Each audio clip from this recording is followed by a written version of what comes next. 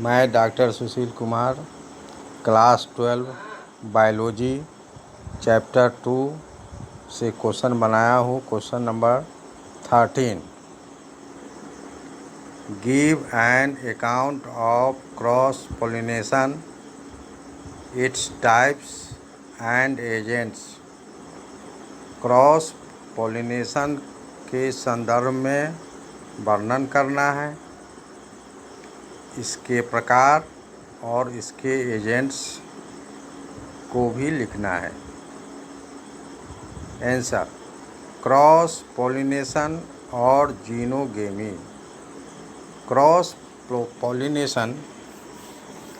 Pollination यानी पर परागन। पर मतलब होता है दूसरा।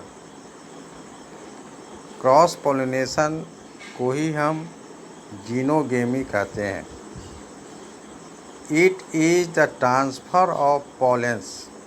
इसमें पॉलेंस का ट्रांसफ़र होता है from anther of one flower to the stigma of another flower.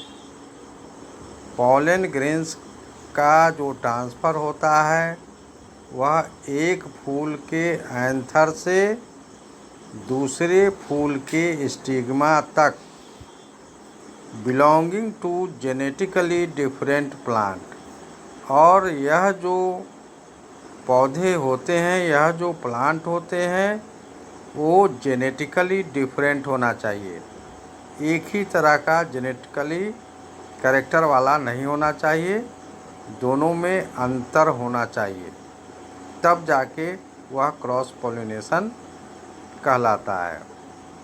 The types of cross pollination is named after the agent like anemophily, wind pollination। Cross pollination का जो टाइप है वह उसके एजेंट के नाम पर दिया गया है। जैसे यदि पोलिनेशन विंड के द्वारा होता है, यदि पोलिनेशन हवा के द्वारा होता है, तो उसको हम एनीमोफिली कहते हैं। The types of cross pollination based on pollination agents, यानी पोलिनेशन एजेंट पर क्रॉस पोलिनेशन का प्रकार आधारित होता है। पहला देखिए, एनीमोफिली। ऐसा क्रॉस पोलिनेशन जो विंड के द्वारा होता है, हवा के द्वारा होता है, वायु के द्वारा होता है, उसको एनीमोफिली कहते हैं। जिसका एग्जाम्पल है ग्रास, कोकोनट, डेट। दूसरा, हाइड्रोफिली। हाइड्रोफिली में जो पोलिनेशन होता है वह वाटर के द्वारा होता है। इसका महत्वपूर्ण एग्जाम्पल है लेमना, वैलिस्नेरिया इत्यादि। Hydrophily is of two types. Hydrophily को भी दो भागों में बांटा गया है, यानी हाइड्रोफिली भी दो प्रकार का होता है। A, hypohydrophily, pollination below the surface of water. यदि पानी के सतह के नीचे, पानी के सरफेस के नीचे यदि पोलिनेशन होता है, क्रॉस पोलिनेशन, तो उसको हम हाइपोहाइड्रोफिली कहते हैं। जिसका एग्जाम्पल है Ceratophyllum, Zostera. B, epihydrophily. Epihydrophily, pollination on the surface of water.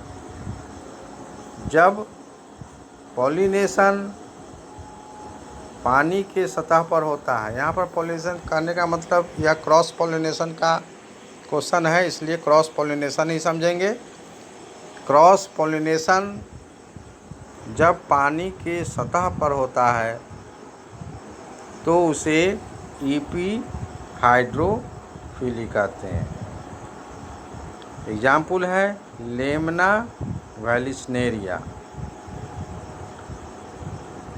तीसरा पॉइंट देखें, जूफिली। जूफिली यदि क्रॉस पोलिनेशन एनिमल्स के द्वारा होता है तब उसको जूफिली कहा जाता है। टाइप्स ऑफ जूफिली, जूफिली के प्रकार। ए, इंटोमोफिली, यदि पॉलिनेशन इंसेक्ट के द्वारा होता है यानी कीट के द्वारा होता है तो उसको हम इंटोमोफिली कहते हैं। जैसे तितली के द्वारा हो और भी इंसेक्ट है उसके द्वारा हो तो उसको हम इंटोमोफिली कहेंगे, जिसका एग्जाम्पल है जास्मीन, रोज। बी, मलाइकोफिली, यदि पॉलिनेशन स्नेल के द्वारा होता है, स्नेल जिसको हम लोग घोंघा कहते हैं, इसका एग्जाम्पल है एरिसीमा।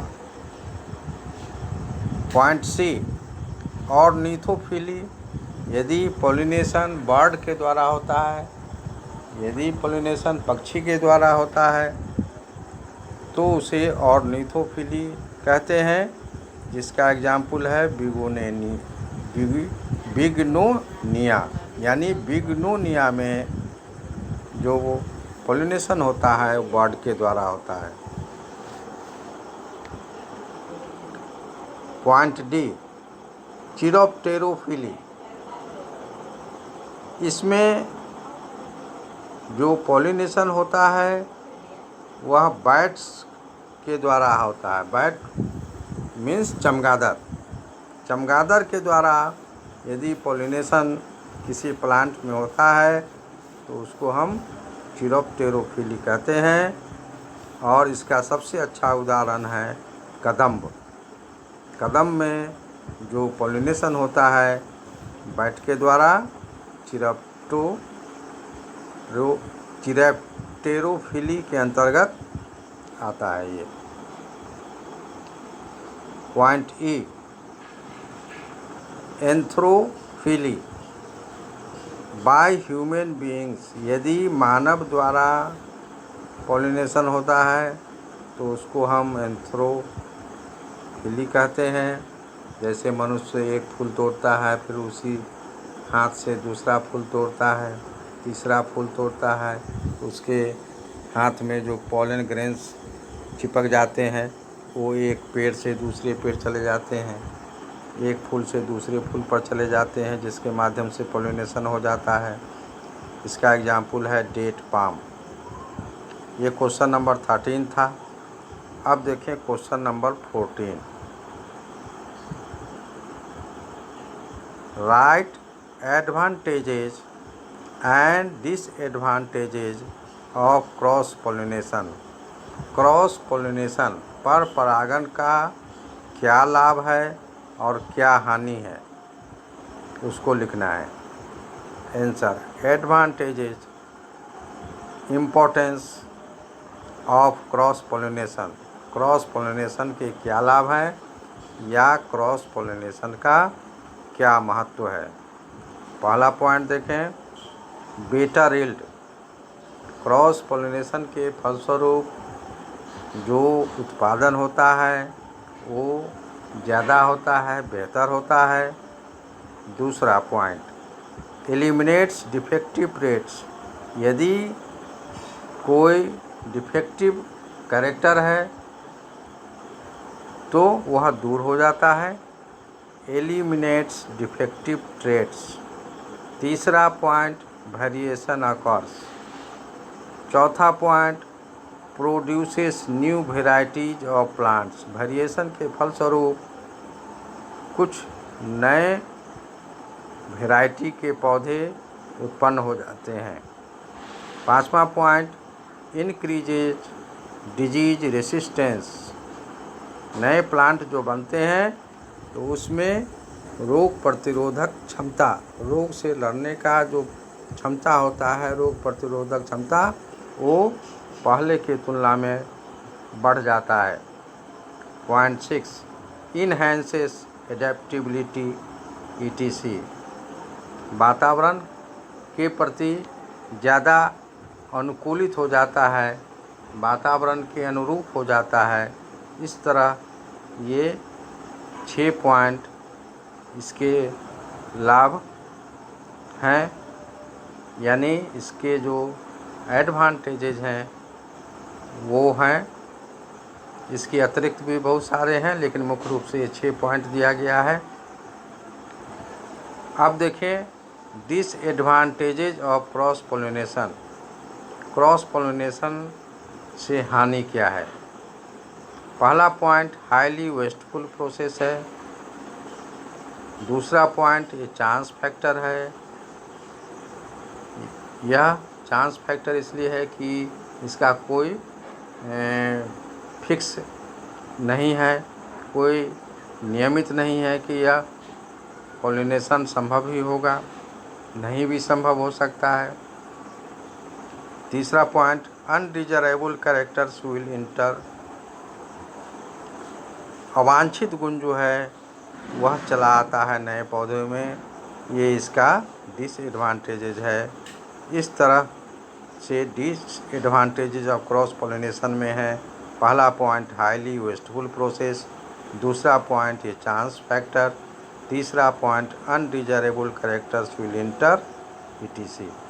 तो आज के वीडियो में इतना ही।